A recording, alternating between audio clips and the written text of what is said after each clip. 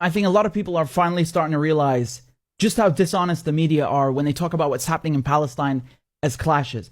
If these were videos from Ukraine, if they showed Russian soldiers abusing Ukrainians, it would be front page news. You would have no problem looking at that and calling that violence. But because it's happening to Palestinians, oh, now it's a clash.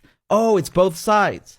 Look, man, when you have gangs of uniformed thugs draped in riot gear bursting into a mosque and shooting people with tear gas while they're praying, that's not a clash. That's literally the definition of brutality. And this idea that if Palestinians dare to throw a rock in self-defense at somebody that's tear gassing them, that they're somehow equally to blame. I mean, what is this colonial slave mentality? Like, how dare you defend yourself? Accept your oppression, you Arab terrorist. Man, I don't understand people who can sit there and watch an entire people being humiliated, subjugated, and ruthlessly oppressed every day by an occupying military force, and then attribute equal blame to unarmed Palestinian civilians. I mean, how morally bankrupt do you have to be to utter such a thing? Huh? To say that Palestinians living under Israeli occupation are just as guilty as the people colonizing them. And then they sell you this idea, this fairy tale that Israel's a democracy, while they're openly beating journalists, beating medics, beating worshippers, beating women. Where are all the Western feminists? You want to talk about women's rights, but when Palestinian women are being beaten in the street, suddenly you have nothing to say? Look at this Israeli thug swiping his baton on this poor Palestinian woman, breaking her arm for no reason. Where are the champions of women's rights? Where is the outrage in the West? I guess it's her fault for not being born Ukrainian. Maybe if she was Ukrainian instead of Palestinian and Muslim, then people would care.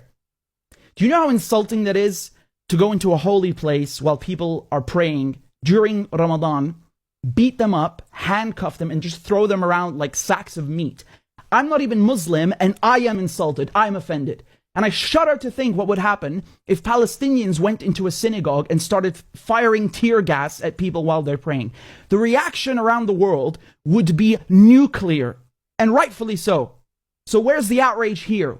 Why the double standard? How can the media see images of this, of Palestinians being handcuffed and thrown around in a place of worship, and all they do is make excuses for Israel?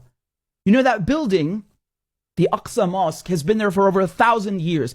Look how they smash the windows and the doors like it's some used car. And this is the second year in a row that the Israelis have done this. And the last time, a war broke out.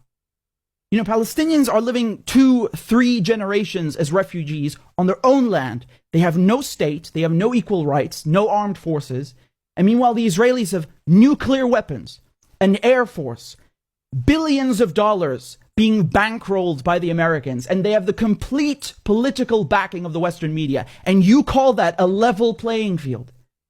There is nothing about this that is even remotely comparable. Anybody calling this a clash or going, oh, it's complicated, is either clueless or being dishonest. And the media, they always have these colorful, creative ways to avoid saying that Israel is occupying Palestine. Oh, it's both sides being violent. Oh, there are tensions because it's Easter and Passover and Ramadan coinciding. No. Get one thing straight. There are no tensions between Muslims and Christians and Jews. There are only tensions between colonizers and the colonized. Get that straight.